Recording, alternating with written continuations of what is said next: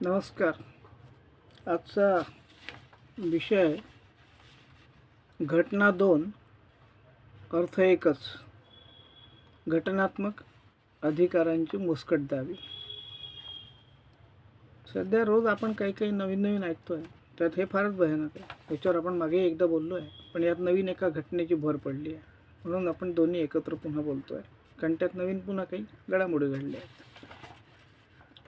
विद्यापीठ अनुदान आयोग नावाची केंद्राची जी तथाकथित स्वायत्त संस्था आहे, आता त्याला तथाकथित सगळ्या स्वायत्त संस्थांना म्हणण्याची वेळ सध्या आलेली आहे. ज्या पद्धतीने त्या चालवल्या जातात,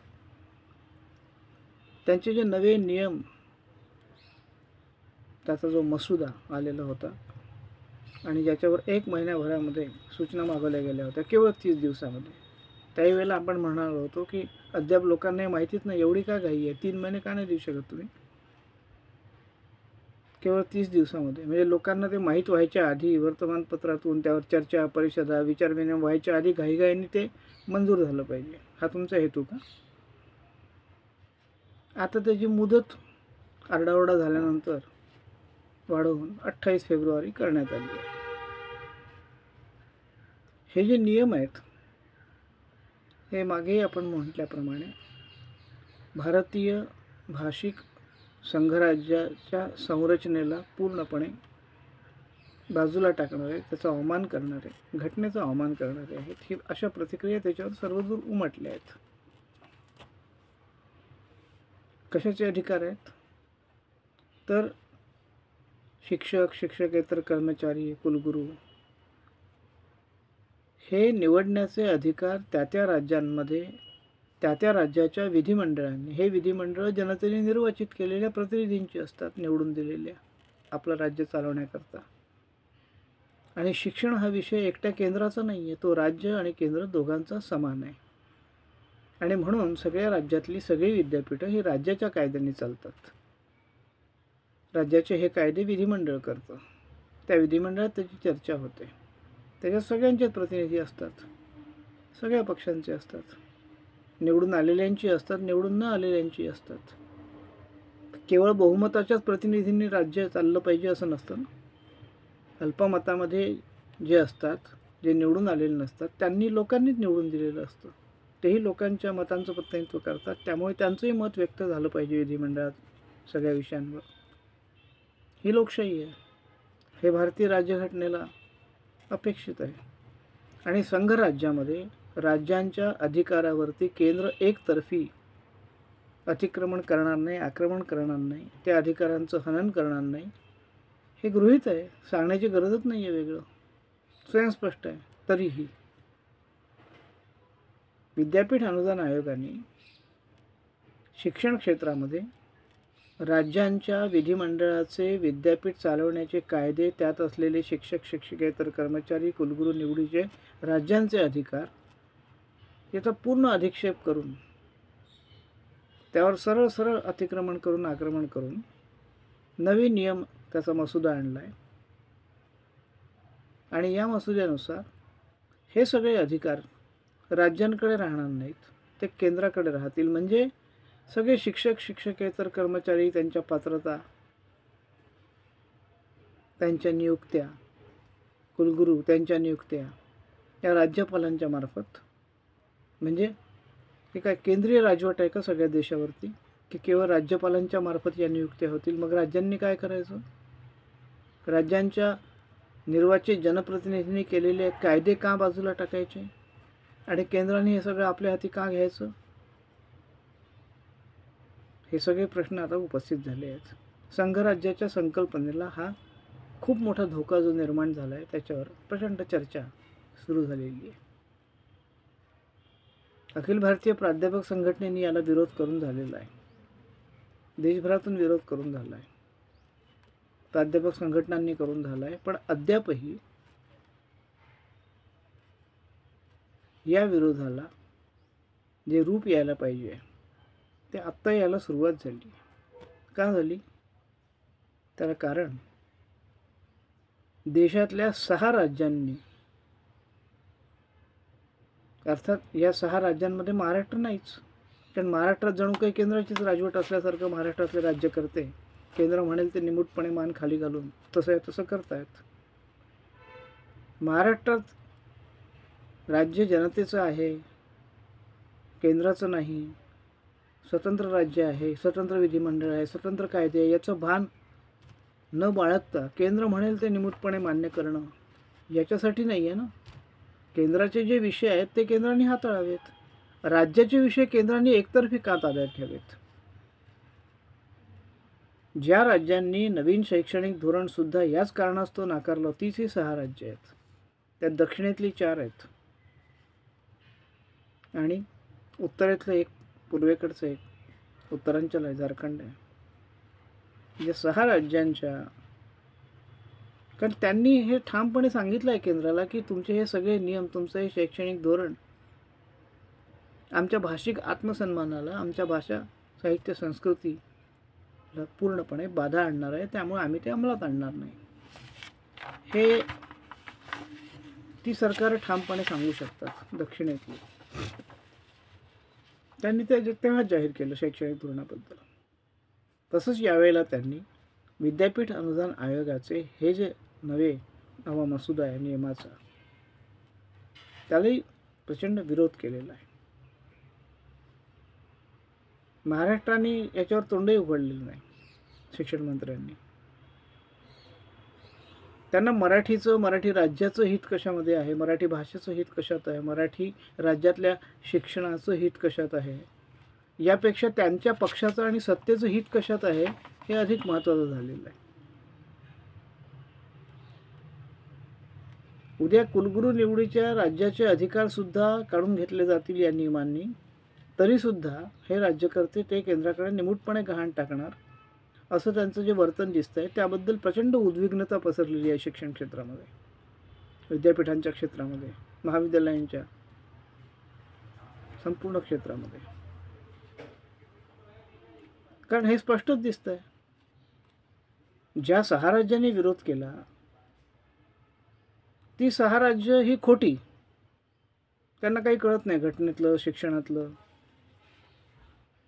ती पूर्णपणे अविवेकी असं विधान केंद्राच्या शिक्षण मंत्र्यांनी केलं या विरोधावरती. म्हणजे त्यांच्या अधिकारावर आक्रमण करत संघराज्याच्या संकल्पनेलाच लख लावणारं केंद्र सरकारच तेवढं फक्त खरं आणि त्याचा विरोध करणारे सगळे खोटे. ही जी नवी राजकीय संस्कृती उदयाला आलेली आहे ही तर या देशामध्ये कधी नव्हती. ही गेल्या 10 वर्षात फार प्रबळ झालेली आहे. मी एखाद्या पक्षीय धोरणाच्या प्रचारासारखं राजकीय वक्तव्य, केंद्रीय शिक्षण मंत्री फक्त पक्षाचं नाही आहे ना, शपथ कशाची घेतली, राज्यघटनेची घेतली आहे आणि त्या शपथेमध्ये संघराज्याचं रक्षण करण्याची शपथ आहे, अतिक्रमण न करण्याची, अभिव्यक्ती स्वातंत्र्याचं रक्षण करण्याची शपथ आहे, कारण ती राज्यघटनेची घेतलेली शपथ आहे. घटनेला जे जे मान्य आहे तसं वर्तन हे घटनेला कुठे मान्य आहे? तुम्ही जे नियम करताय ते केंद्रीय, अर्थात त्यांच्याकडून दुसरं काही अपेक्षित काय आहे ज्या पद्धतीने चाललेलं आहे. मात्र किमान महाराष्ट्र या देशातलं मराठी भाषिक संघराज्य आहे, ज्यांचं स्वतःची विद्यापीठांचे कायदे आहेत, ज्यांच्या विधिमंडळाने केले आहेत, त्यात शिक्षक शिक्षकेतर कर्मचारी कुलगुरू निवडीचे अधिकार हे राज्याचे आहेत आणि राज्याच्या अधिकारांचं रक्षण जर राज्यच करू शकत नसेल तर मग लोक सरकार निवडून कशासाठी देतात? रक्षण करण्यासाठी आपल्या कायद्यांचं केलेलं आहे की रक्षण न करण्यासाठी? या राज्यातल्या लोकांच्या विधिमंडळ कायद्याचं तर संरक्षण करायला पाहिजे राज्य सरकारनी. सरकार सगळ्यांचं आहे ना, काय एका पक्षाचं नाही आहे फक्त. सरकार हे सरकार असतं, कोणत्याही पक्षाचं निवडून आलेलं असलं तरी त्यांनी सगळ्यांच्या हिताचं रक्षण करायचं आहे. तो अल्पमतात असो का बहुमतात असो, केवळ बहुसंख्याकांचं आणि बहुमताचं रक्षण करण्यासाठी सरकारने निवडून दिलं जात. आता या राज्याच्या, महाराष्ट्राच्या मुख्यमंत्र्यांनी, उच्चतंत्र शिक्षण मंत्र्यांनी यावर एक शब्द अजून काढलेला नाही चकार विरोधातला या नियमांच्या. म्हणजे हे कायदे तुम्ही पूर्णपणे केंद्र शरण करून टाकणार, केंद्र म्हणेल तसं तुम्ही या नवीन नियमाचा अंमल करणार, आपले कायदे गुंडाळून ठेवणार, हे अधिकार देऊन देणार केंद्राला. तर असं कसं राज्य चालवणार तुम्ही? आपल्या राज्याच्या विधिमंडळाच्या कायद्याचं रक्षण करण्याची जबाबदारी आहे, हे आपण तर सरकारला सांगायला लागतोच ना. आता ते त्याचं रक्षण करण्यासाठी यावर तोंड उघडायला, या धोरणाला केंद्राचा विरोध करायला तयार नसतील, तर याचा अर्थ काय होतो?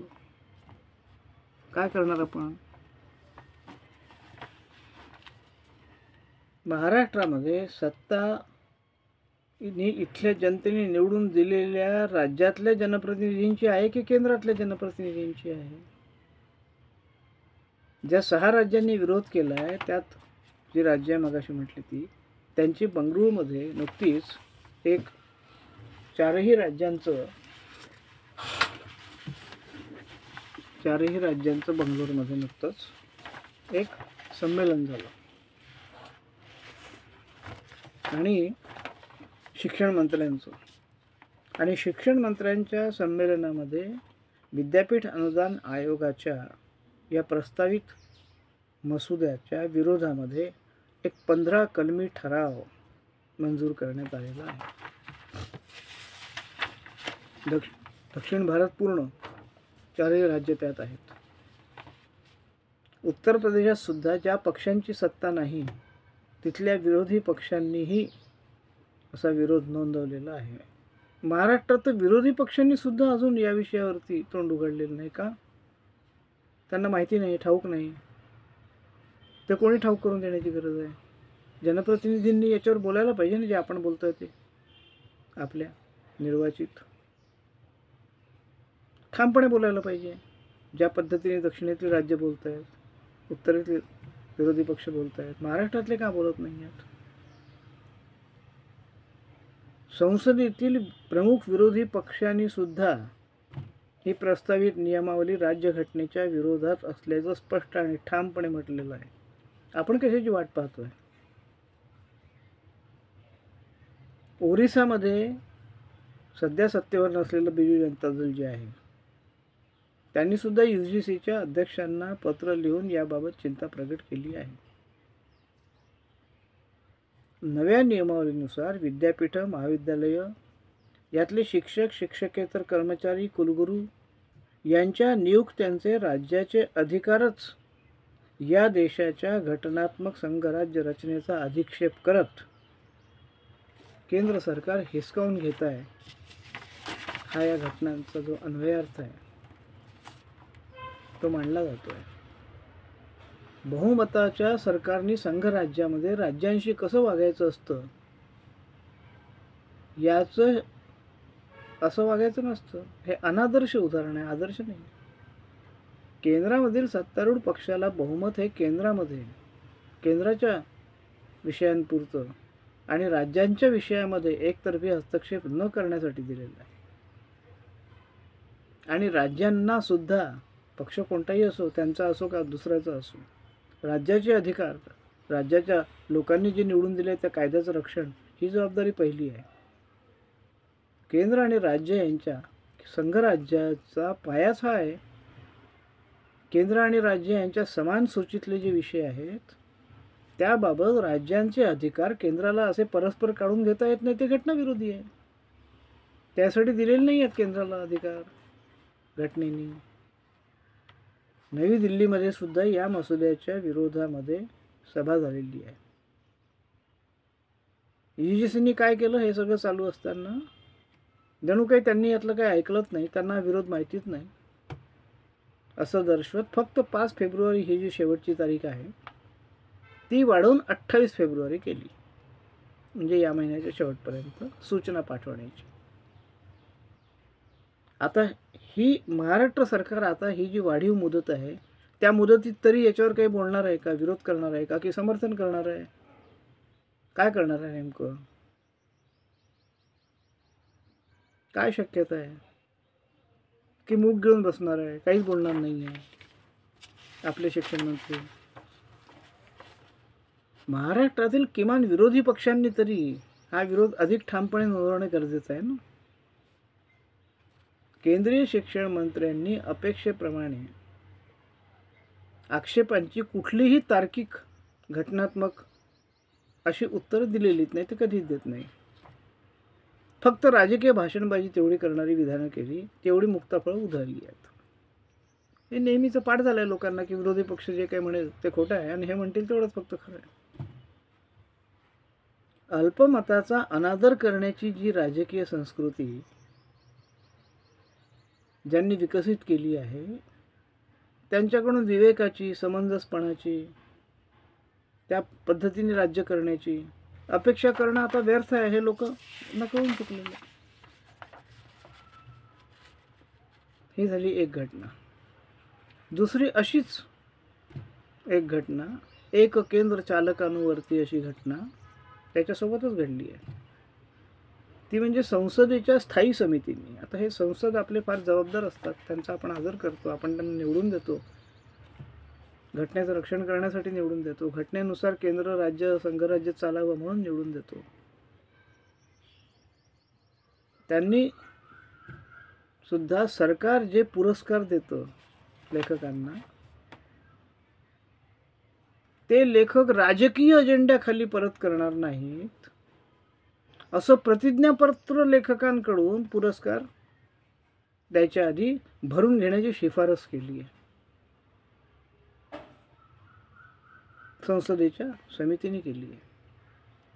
आता कोणाकडून आपण अपेक्षा करणार विवेकाची? या समितीने हे परस्परच ठरवून टाकलं की लेखकांनी पुरस्कार परत करणं याचा अर्थ तो राजकीय अजेंडा वापरतोय. कशाच्या आधारावर? कसं काय ठरतं हे? आपल्याला कळलं तर पाहिजे थोडं. आपल्याला अनाकलनी आहे सगळं. कारण ते तसे करणारे प्रतिभेचा अवमान करतात. ते सरकारने दिलेला पुरस्कार परत जर केला सरकारच्या कुठल्या तरी धोरणाच्या निषेधार्थ, तर तो प्रतिभेचा अवमान कसा काय होतो? सरकारचा होईल जास्तीत जास्त. आणि तो अधिकार आहे लोकांना निषेध नोंदवण्याचा, प्रतिरोध. लेखक ही व्यक्ती आहे, नागरिक आहे, मताधिकार आहे, घटनात्मक अधिकार आहे त्याला तसं करण्याचा. तो कसं काय नाकारू शकतात? गेल्या 10 वर्षामध्ये विद्यमान केंद्रातलं सरकार आल्यापासून या पद्धतीच्या धोरणांची जी एक रांग लागली आहे. साहित्य अकादमीमध्ये शासनाला खुश करण्यासाठी ज्या पद्धतीने निर्णय घेतले जाणं सुरू आहे त्याचा हा एक भाग आहे. आणि त्याच्याच निषेधार्थ लेखकांनी त्यावेळेला पुरस्कार परत केलेले होते. ते जे पुरस्कार परत केले होते त्या पार्श्वभूमीवरती ही सूचना आलेली आहे संसदेच्या समितीची की सरळ सरळ पुरस्कार परत करणारा अजेंडा त्यांना अजेंडा धारक ठरवून टाकलाय. कसं काय? समजा ते तसं असले असं गृहीत धरू तरी काय फरक पडतो? लेखकांनी फक्त सरकार म्हणेल तो अजेंडा राबवायचा आहे का तेच लिहायचं आहे तरच त्याला पुरस्कार द्यायचा आहे सरकारने? हे अभिव्यक्तीचं स्वातंत्र्य आहे का घटनात्मक? कोण करणार त्याचं रक्षण? लेखक करतोय, सरकारची जबाबदारी आहे ना करण्याची. म्हणजे सत्ताधाऱ्यांचा राजकीय अजेंडा फक्त पाळला तर अशाच लोकांना पुरस्कार द्यायचे आहे का पुढे? कोणताही पक्ष असो सत्तेवरती, लोकशाही आहे. आज एक पक्ष आहे, उद्या दुसरा येईल. काल एक होता, आज एक आहे, उद्या दुसरा येईल, परवा अजून कोणी येईल. लेखकाला त्याचा राजकीय, सामाजिक, सांस्कृतिक अजेंडा निश्चित करण्याचा अधिकार त्याचा स्वतःचा आहे, व्यक्ती म्हणून, नागरिक म्हणून. आणि त्याला तो का असू नये? घटनेने म्हटलं आहे का त्याला राजकीय अजेंडा असू नये, सामाजिक सांस्कृतिक अजेंडा असू नये, भाषिक अजेंडा असू नये? या अटीवर दिलं आहे का नागरिकत्व त्याला? नाही ना. त्याला आपल्या मतासाठी कृती करण्याचा सुद्धा अधिकार आहे. ती कृती फक्त सरकारच्या समर्थनाचीच करण्याचा अधिकार नाही आहे, निषेधाची पण करण्याचा अधिकार आहे, जे पटणार नाही त्या संबंधामध्ये. शांततामय, विवेकी, सहिष्णू मार्गाने सगळं करण्याचा अधिकार आहे. आणि तो राज्यघटनेने दिलेला आहे, सरकारनेही दिलेला आहे. सरकार राज्यघटनेने निर्माण केलेलं आहे आणि सरकार राज्यघटनेला बांधील आहे. लेखक राज्यघटनेला बांधील आहे. सरकारच्या विशिष्ट पक्षाच्या विचारसरणीला, ध्येयधोरणांना नाही. त्याला न पटणाऱ्या बाबींना विरोध करणं हे तर लेखकाचं काम आहे ना. लेखक हा शेवटी जनतेचा निवडून न आलेला अनिर्वाचित प्रतिनिधी असतो. जनमानस व्यक्त करत असतो. त्याचं जनमानस व्यक्त करण्याचा, निषेध करण्याचा, प्रतिकार करण्याचा, प्रतिरोध करण्याचा हा जो घटनात्मक अधिकार आहे त्याचीच मुस्कटदाबी होते ना अशा पद्धतीने. हा अधिक्षेप जो आहे हा राज्यघटनेचा होतो अशा शिफारसींमुळे. हे आपण आपल्या संसद सदस्यांना सांगण्याची वेळ ते आणतात अशा सूचना करून. आश्चर्य आहे. ते त्यांचं काम करत असतील, आपण आपलं काम केलं पाहिजे. खरं तर या समितीतील खासदारांनी असा विचार देखील करणं हेच अनैतिक नाही आहे का? हेच निषेधार्ह आहे. आणि ही प्रतिक्रिया लेखकांनी दिली आहे की असा विचार करणं हेच निषेधार्ह आहे म्हणून या विषयावरती. ज्या शिफारसीचा अर्थ काय होतो? त्याचा अर्थ असा होतो की सरकार देईल ते निमूटपणे ठेवून घ्यायची सवय लावा. त्याच्या विरोधात ब्र काढू नका. तुम्ही बोललात की तो राजकीय एजेंडा होईल, तो ठरवण्याचा तुम्हाला अधिकार सरकार देणार नाही, पुरस्कार पाहिजे असेल तर. म्हणजे त्याचा निषेधाधिकार लेखकांनी आपला गहाण ठेवायचा आणि त्या बदल्यात पुरस्कार घ्यायचा आणि असं लिहून द्यायचं त्यांनी की माझा निषेधाधिकार जो आहे तो गहाण ठेवून पुरस्कार घेतोय. कोणता ताठकणा असलेला लेखक असं प्रतिज्ञापत्र केवळ पुरस्कारासाठी भरून देणार आहे? कुठला दर्जेदार गुणवत्ता असलेला जनतेचा प्रवक्ता म्हणून जो अभिव्यक्ती करत असेल आणि त्याचा कणा ताठ असेल, त्याला आत्मसन्मान असेल, तो एका पुरस्कारासाठी सरकारच्या आपला घटनात्मक निषेधाधिकार गहाण ठेवेल अशी कल्पना सुद्धा कशी काय करू शकतो आपण? इतके कम असेल आहेत का लेखक या देशातले असं आपण समजतो? हा अवमान नाही आहे का असं त्यांना समजणं किंवा अशी सूचना सुद्धा त्यांना करणं हाच लेखकाचा अवमान आहे, त्याच्या अभिव्यक्ती स्वातंत्र्याचा अवमान आहे. जे भरून देतील त्यांचा कणा ताठ आहे आणि ते लोकशाही अभिव्यक्ती स्वातंत्र्याचं रक्षण करणारे आहेत असं कोणीतरी म्हणणार आहे का विवेकी माणूस? असं प्रतिज्ञापत्र भरणार आहे.